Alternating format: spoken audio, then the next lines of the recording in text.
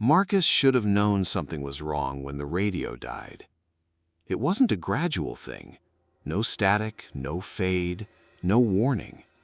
1 second he had Johnny Cash telling him about a burning ring of fire.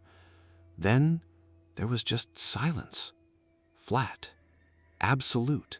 Like someone had pressed a thumb over the speaker. He checked the display. Still lit.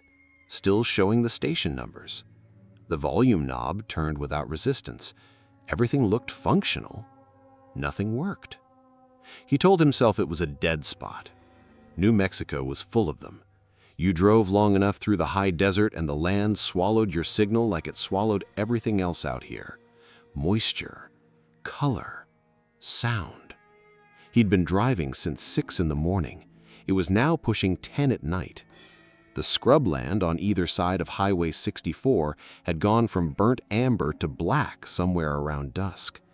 He was tired in the way that made your eyes feel like they were floating slightly forward in your skull. The GPS had gone out 20 minutes earlier. That one he'd actually noticed, because the little blue dot that was supposed to be him had simply vanished from the screen. Not rerouted, not searching for signal, just gone.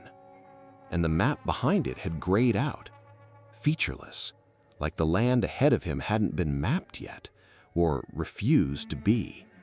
He was 4 hours from Albuquerque. He knew this stretch of road well enough, or thought he did.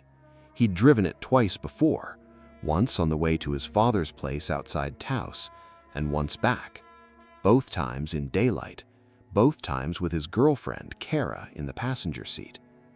Back then, silence and emptiness felt romantic. Now they felt threatening. Kara wasn't here. She was back in their apartment in Denver, probably watering the plants, probably watching something on her laptop, probably not thinking about him at all. Which was fine, which was exactly what he wanted when he left that morning, because the fight had been about space, how he never gave her any. Now he had too much of it. The irony wasn't lost on him.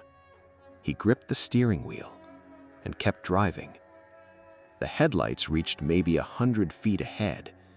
Beyond that, darkness. Not ordinary darkness. Darkness so complete it almost had texture, like it was pressing against the windshield. The road stretched perfectly straight through the mesa. He hadn't seen another car in nearly 40 minutes. He considered pulling over to check his phone, then remembered he'd already tried. Twice. 1 bar, gone the moment he actually needed it. He was alone. Not just physically alone. The kind of alone that existed before phones, before civilization, before help. That's when he saw the figure, standing at the very edge of his headlights, right where the light ended and the darkness began. At first, he thought it was a road sign, then maybe a hitchhiker, but it was too tall, too thin, and it wasn't standing like a person. Its weight rested on one leg, its body leaned slightly forward, its arms hung unusually long at its sides. Marcus didn't slow down. He kept his foot on the gas. He told himself it was someone waiting for a ride. Perfectly normal. People broke down. People got stranded. He passed it at 70 miles an hour. For less than half a second, it entered the full beam of his headlights. He saw it was facing away from the road, looking out into the desert, not trying to stop him, not watching him, just standing there, staring into nothing. Then, his brain caught something else, something it refused to understand until he was already past it. The figure's head was turned completely around, not looking toward him, the wrong way. Its body faced forward, its face looked backward, its neck twisted at an angle no human body could survive. Marcus drove another mile before his hands started shaking. He almost stopped at the lodge. The sign was hand-lettered, faded, mounted on a wooden post leaning about 15 degrees to one side. Arroyo Pines Lodging. Vacancy, 3 miles. Under normal circumstances, Under any other circumstances, he would have kept driving. He already had a reservation in a Holiday Inn Express in Santa Fe. But his hands were still shaking. His mouth was dry. He needed to stop moving, to stop sitting inside a small box of glass and metal while the desert pressed its darkness against every window. He turned. The road to the lodge was unpaved, full of deep ruts.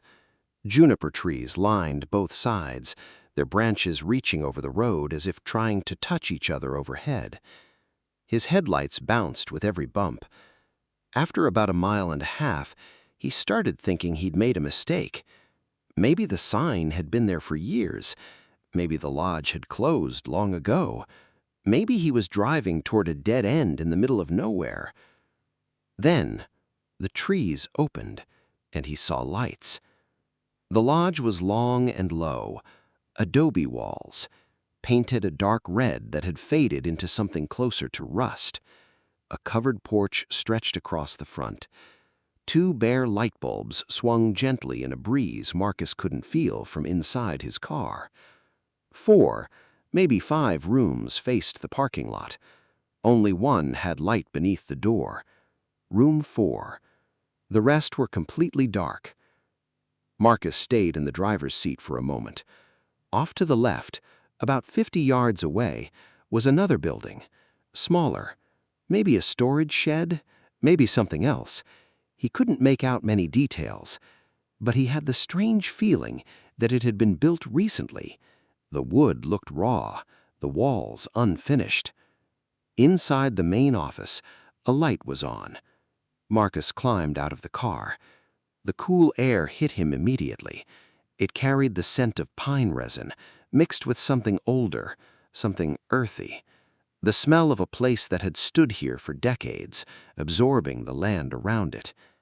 He walked onto the porch and knocked against the screen door frame. A moment passed, then the inside door opened. An older woman stood behind the screen. Maybe 60, maybe older. Gray hair pulled back tightly, dark eyes that caught the porch light with unusual sharpness. She wore a flannel shirt despite the warm season. She studied him the way people in remote places study strangers. Not unfriendly, just careful. Need a room? If you have one. I have several. She pushed open the screen door. Come in. Her name was Dolores. She'd been running the lodge alone since her husband passed away 4 years earlier. She told him while he filled out an old-fashioned paper registration card, the kind with carbon paper underneath. Marcus hadn't seen one in years. The office was warm. It smelled of coffee, and somewhere deeper inside, a pot of stew simmered. A crucifix hung on the wall. Beneath it, a bundle of dried plants tied together with red thread. It looked like something you'd buy from a roadside stand, except the thread had been tied with deliberate care, almost like a charm. He thought about asking. He didn't. Room 3. She handed him an actual metal key attached to a plastic diamond-shaped tag. End of the building, away from the road, quieter. He thanked her, then asked if there was anywhere nearby to get food. Kitchen's closed, but I've got stew on, if you want a bowl. He followed her into the kitchen. It felt warm, comfortable, lived in. Shelves packed with canned food, ceramic figurines, a calendar showing the Sangre de Cristo Mountains, stacks of paperback novels, a coffee can filled with pens, and a framed photograph of a smiling man, probably her husband, standing outside the lodge. The stew was good, really good. He finished one bowl, then another. Halfway through the second, Dolores spoke. You saw something. Marcus looked up. She was watching him from across the table. What do you mean? On the road, coming in. She wasn't asking. You've got the look. He slowly set down his spoon. He considered lying. Instead, there was a figure, standing on the shoulder. He swallowed. Its head was wrong. Dolores nodded, slowly. as though she'd just been told something she already knew. Was it face in the desert? Marcus felt every hair on his arms stand up. Yes. She stood, carried her bowl to the sink, kept her back turned towards him. Then she spoke quietly. "Don't go outside tonight." A pause. "No matter what you hear." Room 3 was small, clean, a double bed with a green wool blanket, a nightstand with a single lamp. One window overlooked the back of the property. Beyond it, nothing but scrubland, open desert, and the dark outline of a mesa beneath the night sky. The bathroom was simple: a shower, a sink, a bar of soap still wrapped in paper. Marcus sat on the edge of his bed with his phone. 2 bars of signal. He called Kara. She answered on the second ring, which meant she hadn't been asleep, which meant she'd been waiting. Maybe things between them weren't as broken as they had seemed that morning. That thought comforted him, a little. He told her about the drive, the radio, the GPS. He didn't tell her about the figure. He didn't mention what Dolores had warned him. He simply said he'd be home in 2 days. She said, "Okay, be careful. I watered the plants." He smiled. "I'm glad about the plants." They said goodnight, not because everything was fixed, but because they were trying. Marcus lay back on the bed, still wearing his clothes. He was exhausted. Sleep should have come instantly. It didn't. The room wasn't silent. Remote places never are. The building creaked softly. Wind whispered through the juniper trees. Something small moved through the brush outside. Probably harmless. Probably. He stared at the ceiling.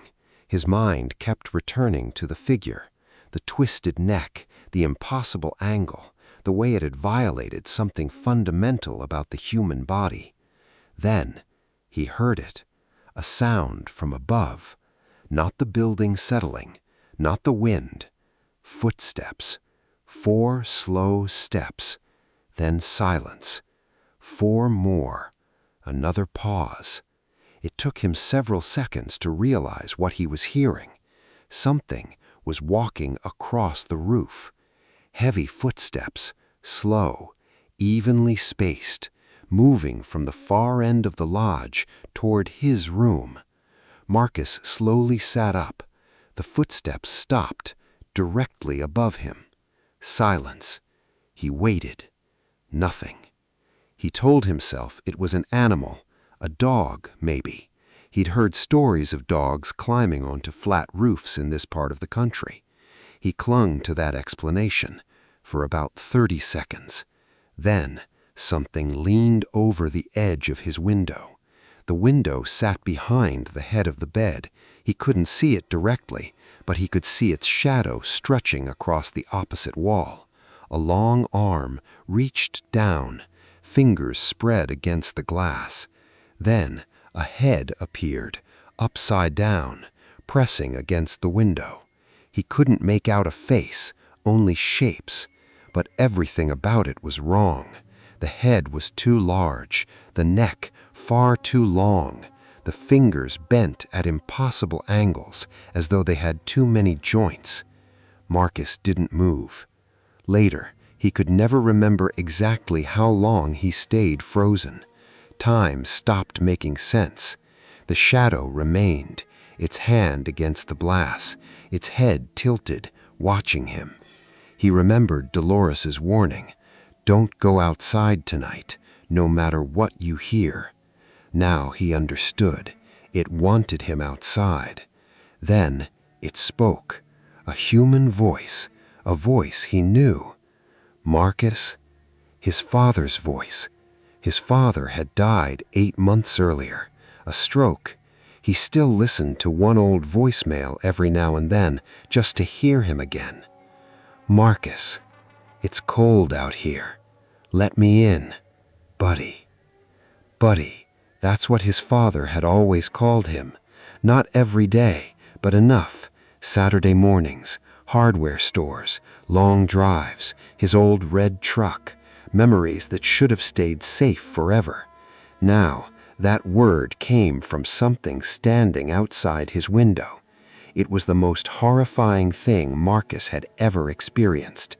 He stood up, not to open the window. He grabbed the bedside lamp, pulled off the lampshade, held the heavy ceramic base with both hands, like a weapon.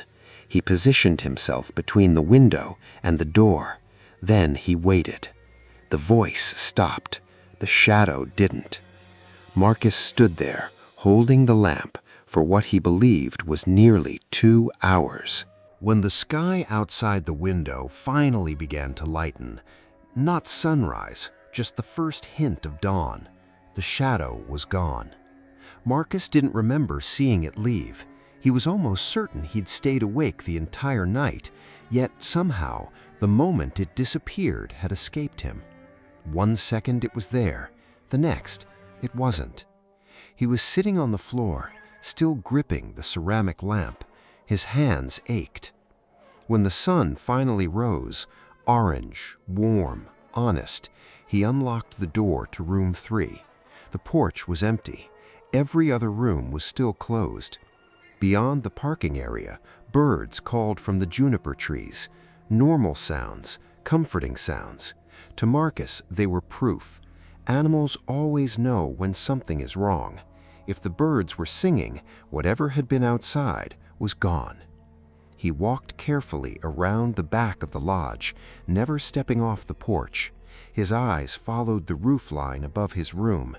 Then he saw them. Deep scratches, 4 long parallel grooves carved into the stucco. They began at the edge of the roof and ran downward, stopping just above his window, as though something had lowered itself over the edge, lost its grip, then caught itself again. Marcus stared at the marks for a long time. Eventually, he walked back to the office, knocked once. Dolores opened the door, still wearing the same flannel shirt, or maybe another one exactly like it. A coffee mug rested in her hands. She took one look at his face, then quietly said, "Come in."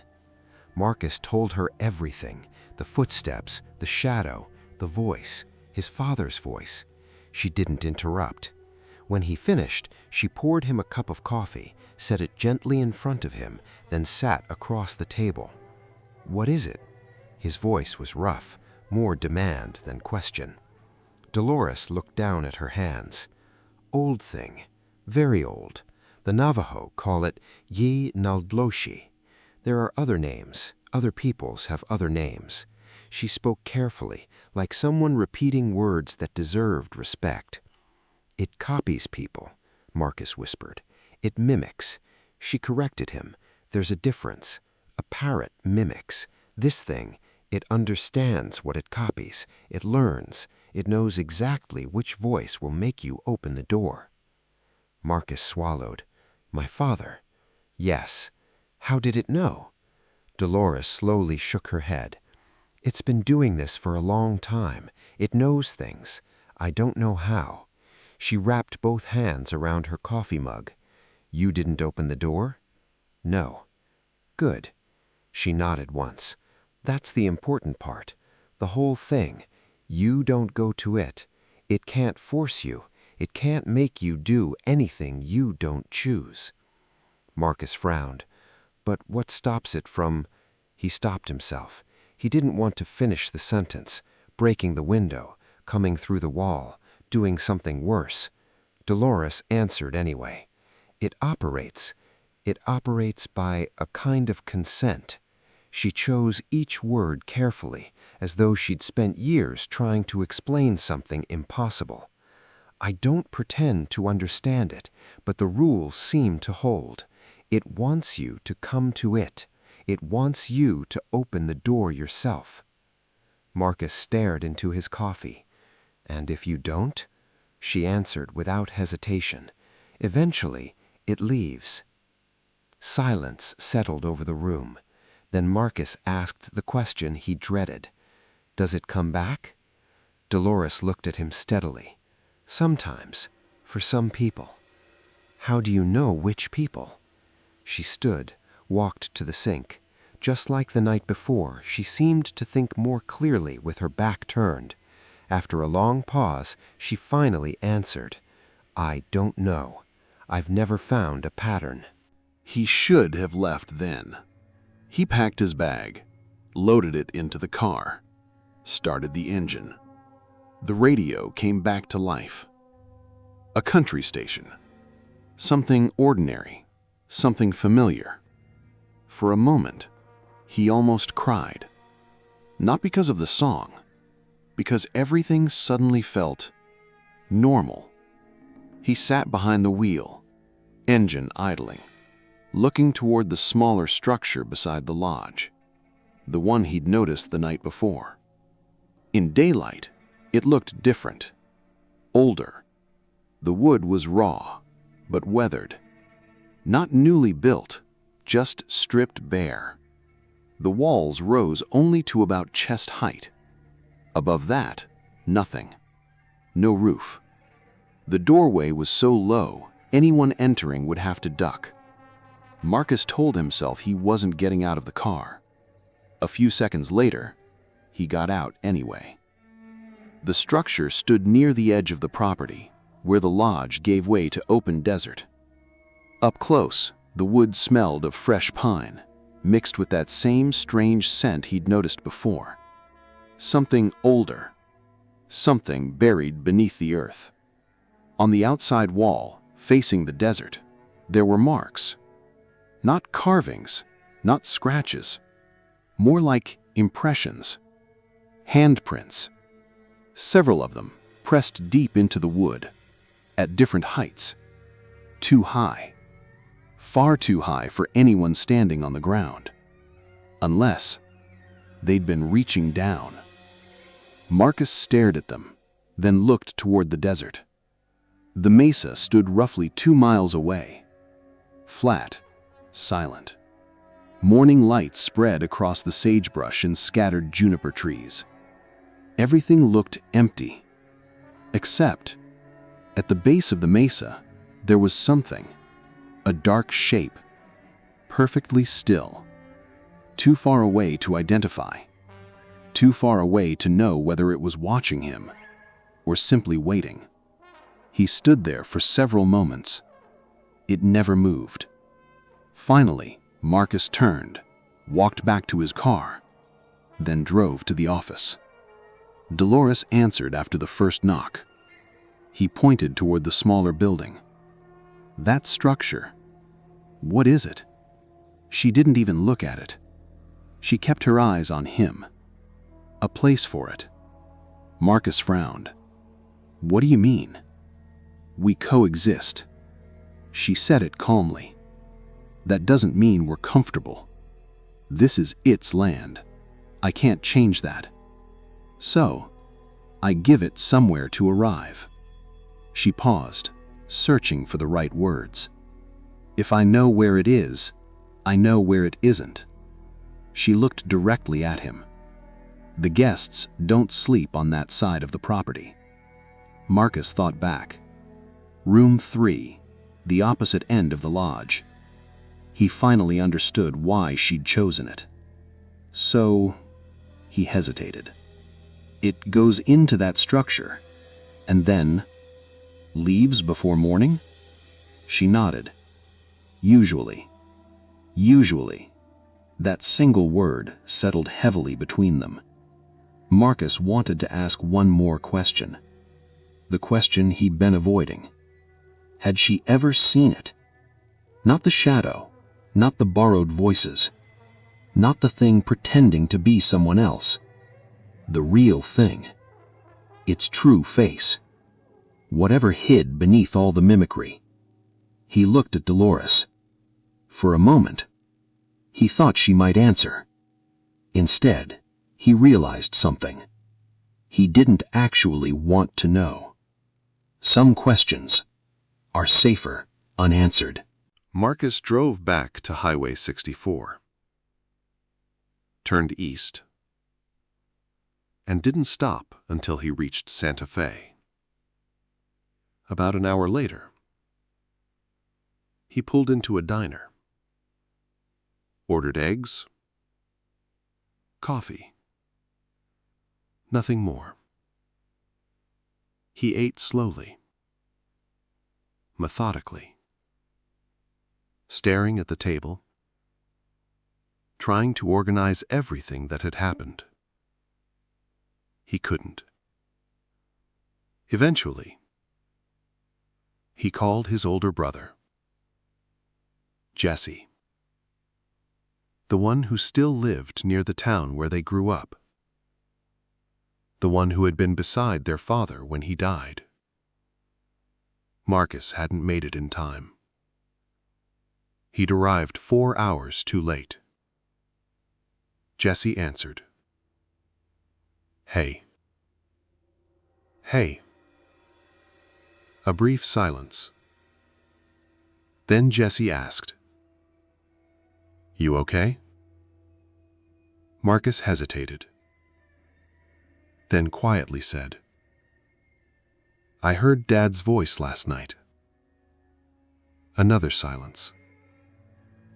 Longer this time. "Where are you?" "New Mexico. Driving home." Jesse started to speak. "You need to..." "I know." Marcus rubbed his eyes. "I know what it was. I know what it wasn't." Jesse frowned. "What do you mean, you know what it was?" Marcus didn't answer. Not directly. Instead, he asked, "Do you ever think you hear someone who's gone? Like, you hear their voice in a crowd, or you see someone walking, and for just a second, you think it's them?"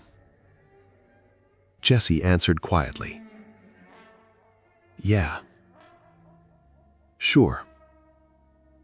Marcus nodded to himself. "It's like that. Only stronger." He knew that wasn't true. Not really. But it was the only version he could explain. The only version another person could understand. He drove the rest of the way home over the next day and a half. Interstate 25 north, then west. He kept the radio on the entire time. Constant voices, constant music, anything to fill the silence. Whenever darkness fell, he kept his eyes fixed on the center of the road. Never the shoulders. Never the places just beyond the headlights. He refused to look.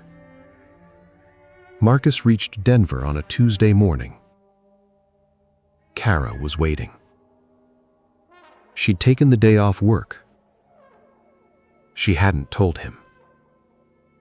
The apartment smelled like fresh coffee. The plants had been watered. Again. Even though they didn't need it. She'd simply wanted something to do. Marcus stood quietly in the doorway, his bag hanging from one hand. Kara looked at him. "You look terrible." It was the kindest thing anyone had said to him in weeks. He set his bag down, walked inside, sat beside her on the couch. Then, he told her everything he could. Not every detail, not every impossible moment, only as much as words could carry.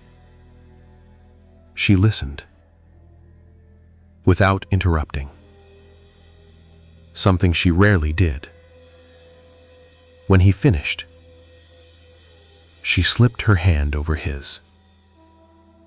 Together, they stared out the apartment window, watching the Denver skyline. After a long silence, she finally asked, "Do you think it will follow you?" Marcus had been asking himself that same question for 2 days. "I don't think so. I think it's tied to that place. I think it belongs there." Kara looked at him. "But you're not sure?" He shook his head. "No, I'm not."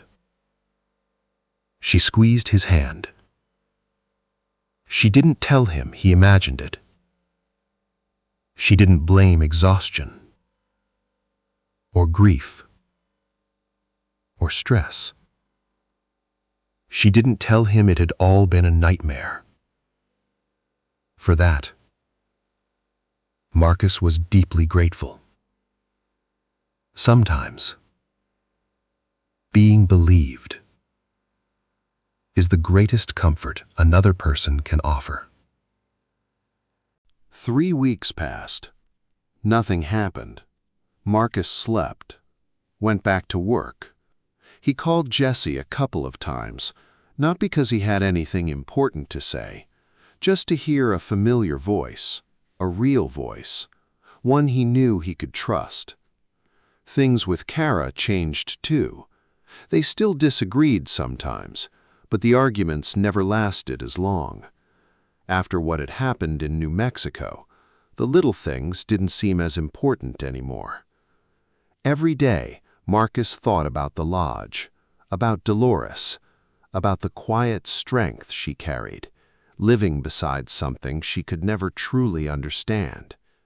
He thought about the deep scratches on the wall, the strange wooden structure at the edge of the property, the place she'd built simply so she would know where it was. He kept thinking about one word: coexistence. Was it courage, or was it surrender? Eventually, he decided it was probably both. On the 23rd day, he woke suddenly, 3 o'clock in the morning. He knew the exact day because, without admitting it to himself, he'd been counting. At first, he didn't know what had woken him. Then, he heard it. A sound. Outside the window. Marcus froze. They lived on the 4th floor. The sound was soft, patient, like something resting its weight against the outside wall. He lay perfectly still beside Kara. She was asleep, breathing slowly, peacefully. Marcus listened. The sound began to move, slowly, sliding along the wall, at exactly the height of the window.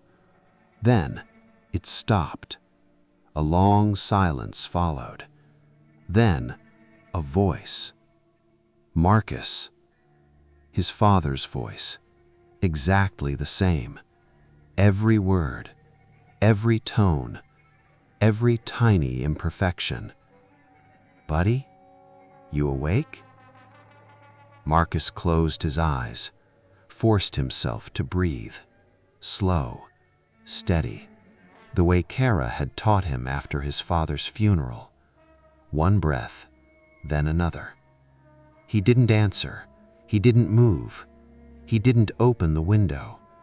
Instead, he reached across the bed, placed his hand gently over Kara's.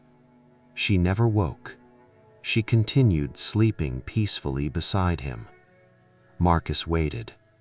Minutes passed, maybe longer. Eventually, the sound outside disappeared. The voice never returned. He remained awake until dawn. Gray light filled the room, then blue, then the familiar golden sunlight of a Denver morning. Kara stretched, yawned, looked over at him. "You sleep okay?" Marcus thought carefully before answering.